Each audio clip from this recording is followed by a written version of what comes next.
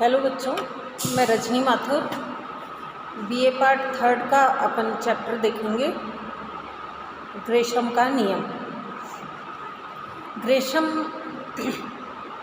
का नियम बहुत सीधा, सरल और आसान नियम है और ये हमारे आम जीवन में भी कई जगह हमें देखने को मिलता है। ये नियम सिर्फ ये बताता है कि घटिया मुद्रा बढ़िया मुद्रा को चलन से बाहर कर देती है। Bad money drives out good. England की महारानी क्वीन एलिजाबेथ फर्स्ट जब 16वीं शताब्दी के बीच में इंग्लैंड की गद्दी पर बैठी थी तो सिक्कों की ढलाई में काफ़ी खोट आ चुकी थी। तो एलिजाबेथ ने व्यापार में मदद देने के लिए नए सिक्कों की ढलाई करवाई जिनमें सोने का पूरा मूल्य रखा गया था। लेकिन जो ही सिक्के चलन में डाले गए वे तुरंत ही गायब हो गए। तो महारानी एलिजाबेथ ने इस स्थिति की जांच का काम एक अंग्रेज़ी व्यापारी और अपने सलाहकार सर थॉमस ग्रेशम को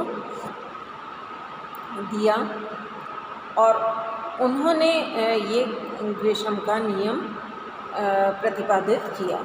उन्होंने ये बताया कि जब घटिया और बढ़िया सिक्के साथ साथ चलन में होते हैं और उन दोनों का अंकित मूल्य समान होता है तब घटिया सिक्के बढ़िया सिक्कों को चलन के बाहर कर देते हैं। क्योंकि यदि एक व्यक्ति के पास एक नया और एक पुराना सिक्का है और समान मूल्य है तो बिल का भुगतान करते समय व्यक्ति खोट मिले या घटिया सिक्के को काम में लेगा और बिना खोट वाले और नए सिक्के जो हैं उनको वो अपने पास रखेगा। घटिया सिक्का देने से वो कम सोना देगा। इस तरह किसी को सोने की ज़रूरत पड़ने पर बिना खोट वाला सिक्का वो गलवाएगा क्योंकि उसमें सोना ज़्यादा मिलेगा। तो इस तरह से घटिया या खोट वाला सिक्का चलन में रह जाता है और बढ़िया बिना खोट वाला सिक्का गला दिया जाता है या संग्रह कर लिया जाता है और इस तरह से वो गायब हो जाता है। घटिया या खोटयुक्त सिक्का वो सिक्का होता है जिसका वास्तविक मूल्य उसके अंकित मूल्य से कम होता है। ऐसा धातु में मिलावट करने की वजह से हो सकता है, वज़न कम रखने के रूप में हो सकता है, पुराना सिक्का घिस जाने के कारण भी वो घटिया हो सकता है क्योंकि उसमें धातु का अंश धीरे धीरे कम हो जाता है, या उसके किनारे काटे जाने के कारण भी वो घटिया बन सकता है। जैसी भी स्थिति हो, घटिया मुद्रा व्यवहार में बढ़िया मुद्रा को चलन से बाहर कर देती है और ये कई दशाओं में हमें देखने को मिलता है। जैसे एक ही धातु के सिक्के की दशा में, दो धातुओं के सिक्कों के एक साथ चलने की दशा में और कागजी मुद्रा और सिक्कों के एक साथ चलने की दशा में, इनमें से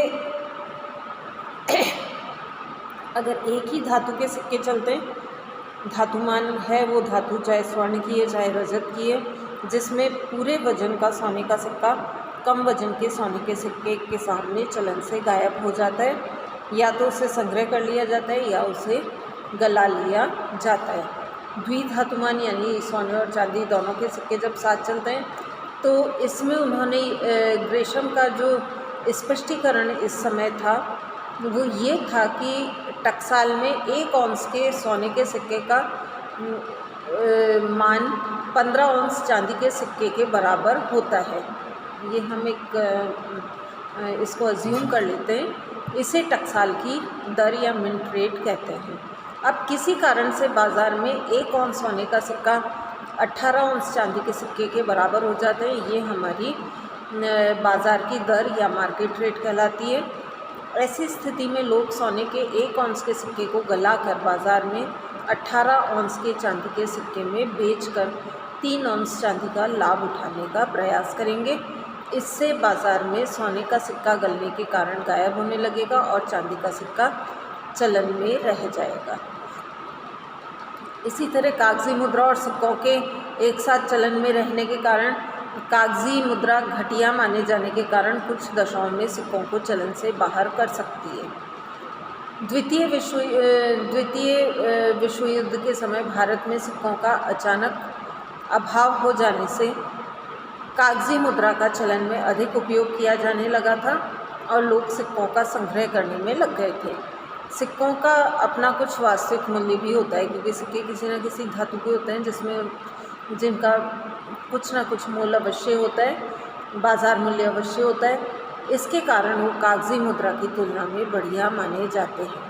इस तरह कुछ दशाओं में कागज़ी मुद्रा सिक्कों को चलन से बाहर करने का काम करती है, लेकिन ऐसी परिस्थितियां हमें व्यवहार में कम देखने को मिलती हैं। अब हम देखें कि ग्रेशम का नियम काम कैसे करता है। जब बढ़िया मुद्रा और घटिया मुद्रा एक साथ चलती हैं तो कानूनी दृष्टि से वो वैध मानी जाती हैं। तो फिर प्रश्न ये उठता है कि बढ़िया मुद्रा गायब कैसे हो जाती है।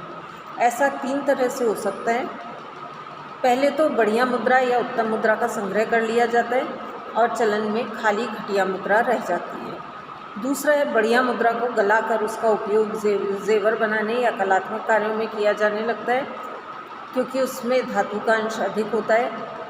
ऐसा उस दशा में होता है जब बढ़िया सिक्कों और घटिया सिक्कों का अंकित मूल्य एक सा होता है। तब बढ़िया सिक्कों को गलाकर काम में लेने से लोगों को ज़्यादा लाभ होता है। तीसरा, जब 2 देशों में स्वर्णमान होते हैं तो एक देश अपने आयातों का भुगतान दूसरे देश को पूरे वज़न वाले नए सिक्कों में करना चाहेगा और पुराने और घटिया सिक्कों का उपयोग घरेलू सौदों में करना जारी रखेगा। तो इस तरह से भी जो अच्छे सिक्के हैं, नए सिक्के हैं या अच्छी मुद्रा है, वो देश से बाहर चली जाएगी और देश में घटिया और पुरानी मुद्रा रह जाएगी। तो ग्रेशम का ये कहना था कि ये नियम इन 3 तरह से क्रियाशील हो सकता है। अब हम ये देखें कि ये हमारी अर्थव्यवस्थाओं को इस तरह के अनुभव कब कब हुए। तो 1970 के दशक की बात हम करें तो चिली में मुद्रास्फीति के कारण वहाँ सिक्कों के धातु तत्व का मूल्य उन सिक्कों के अंकित मूल्य से ऊंचा हो गया था और ऐसी दशा में लोगों ने सिक्के गलाने वालों को बेचना शुरू कर दिया था, जिससे चलन में केवल कागजी मुद्रा रह गई थी। कागजी मुद्रा का उपयोग छोटे मोटे भुगतानों के लिए किया जाने लगा था। यहाँ तक कि माचिस की डिबिया भी कागजी मुद्रा में खरीदी जाने लगी। वैसे हम अगर आज देखें तो सिक्कों में धातु का मूल्य उनके अंकित मूल्य से बहुत कम होता है, इसलिए वो टोकन मुद्रा ही कहलाती है।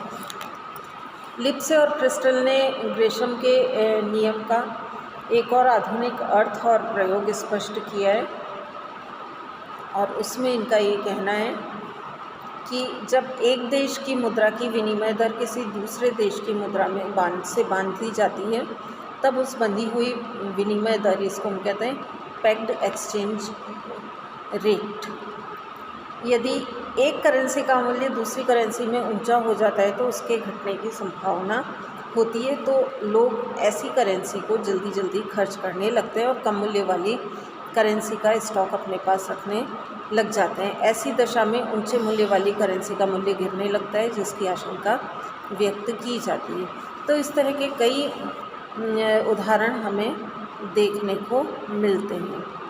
ऊंची मुद्रास्फीति वाली अर्थव्यवस्थाओं तथा बंधी विनिमय वाली दर वाली अर्थव्यवस्थाओं की गतिविधियों को ये समझने में इससे काफ़ी मदद मिलती है। अब हम बात करें ग्रेशम के नियम की सीमाओं की। ग्रेशम का नियम लागू होने की कुछ शर्तें होती हैं, जिन्हें हम इसकी सीमाएं भी कह सकते हैं, जिसमें सबसे पहला ये है कि ग्रेशम के नियम के लागू होने की पहली शर्त यह है कि घटिया मुद्रा की पूर्ति लोगों की मुद्रा की मांग के अनुरूप होनी चाहिए। यदि घटिया मुद्रा की पूर्ति लोगों की मांग की तुलना में कम होती है तो उस कमी की पूर्ति के लिए बढ़िया या उत्तम मुद्रा को भी चलन में जारी रखना पड़ता है। ऐसी दशा में घटिया और बढ़िया दोनों तरह की मुद्राएं एक साथ चलन में रह जाती हैं और ग्रेशम का नियम लागू नहीं हो पाता है। ये प्राय हमें मुद्रास्फीति की दशाओं में देखने को मिलता है, जब मुद्रा की पूर्ति आवश्यकता से अधिक हो जाती है। दूसरी सीमा इसकी है जब लोग घटिया मुद्रा लेने से इनकार कर देते हैं तब भी ग्रेशम का नियम लागू नहीं होता है और बढ़िया मुद्रा को चलन में जारी रखा जाता है। तो इस नियम की क्रियाशीलता में लोगों की सहमति आवश्यक रूप से होनी चाहिए। तीसरी सीमा इसकी है कि नियम के लागू होने के लिए ये भी मान लिया जाता है कि लोग उत्तम मुद्रा और घटिया मुद्रा में स्पष्ट रूप से अंतर कर सकते हैं। यदि लोग नासमझी के कारण इसमें अंतर नहीं कर पाते हैं तो दोनों तरह की मुद्राएं साथ साथ चलती रहती हैं, लेकिन व्यवहार में ऐसा देखने को कम मिलता है क्योंकि लोग अच्छे और बुरे का भेद जल्दी समझ लेते हैं। अपने हित को ध्यान में रखते हुए आम आदमी शीघ्र निर्णय ले लेते हैं और ये सीमा ज़्यादा सार्थक नहीं मानी जा सकती है। चौथी सीमा इसकी है कि बैंकिंग प्रणाली के विकास से ग्रेशम के नियम के लागू होने पर रोक लगती है, क्योंकि लोग बैंकों में बढ़िया और घटिया दोनों तरह की मुद्राएं जमा करा सकते हैं और बैंक की तरफ से इसमें कोई रोक टोक नहीं होती है। बैंक दोनों प्रकार की मुद्राओं को कानूनी दृष्टि से वैध मानते हैं और उन जमाओं को वो स्वीकार कर लेते हैं। तो इस तरह से अगर हम देखें तो ग्रेशम का नियम लागू होने के लिए ये उपरोक्त शर्तें जो हमने 4 अभी पढ़ी हैं, इनका लागू होना आवश्यक है। लेकिन आजकल व्यवहार में कागजी मुद्रा और टोकन सिक्के चलन में पाए जाते हैं, क्योंकि देश में लोगों की मुद्रा की आवश्यकताओं की पूर्ति करते हैं। इसलिए ग्रेशम के नियम का क्षेत्र सीमित हो गया, लेकिन आधुनिक अर्थव्यवस्थाओं के कुछ अनुभवों को समझने में ग्रेशम के नियम की भूमिका आज भी स्वीकार की जाती है। इसमें एक बात और नोट करने वाली ये है कि जब लोग फटे पुराने नोटों या घटिया या पुराने सिक्कों को नए नोटों या बढ़िया या नए सिक्कों के स्थान पर चलन में जारी रखना चाहते हैं और भुगतान में देने का प्रयास करते हैं, तो उसे ग्रेशम का नियम नहीं कहते हैं, क्योंकि उस समय देश और समाज में नए नोट व बढ़िया और तथा नए सिक्के चलन में जारी रहते हैं, लेकिन उनका चलन कुछ सीमा तक और कुछ समय तक अवरुद्ध जरूर हो जाता है। इसलिए हमें ग्रेशम के नियम की सही स्थिति को समझना चाहिए। वस्तुतः घटिया मुद्रा बढ़िया मुद्रा को चलन से बाहर कर देती है और केवल घटिया मुद्रा ही चलन में रह जाती है। इस प्रकार ग्रेशम के नियम का एक देश की मौद्रिक प्रणाली में महत्वपूर्ण स्थान माना जाता है। बाकी नेक्स्ट लेसन अपन बाद में देखेंगे, विभिन्न अर्थव्यवस्थाओं में मुद्रा की भूमिका।